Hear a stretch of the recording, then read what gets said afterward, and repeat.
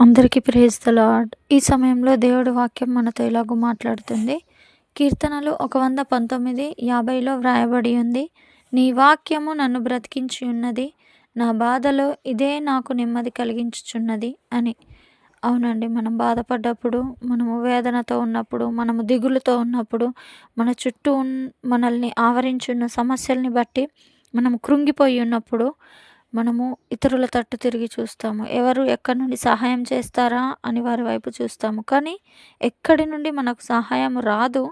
పైగా మనల్ని నిందిస్తారు, పరుస్తారు. కానీ మనం మన బాధలో ఆ యొక్క ప్రభువు యొద్దకు చేరినట్లయితే, ఆయనతో మాట్లాడినట్లయితే, ఆయన వాక్యాన్ని చదువుతున్నట్లయితే, ఆ యొక్క దేవుడు ఆ వాక్యం ద్వారా సూటిగా మనతో మాట్లాడతాడు. మనం ఆ ప్రాబ్లమ్ నుండి ఎలా బయటపడాలో ఆ వాక్యం ద్వారా మనకు నేర్పుతాడు.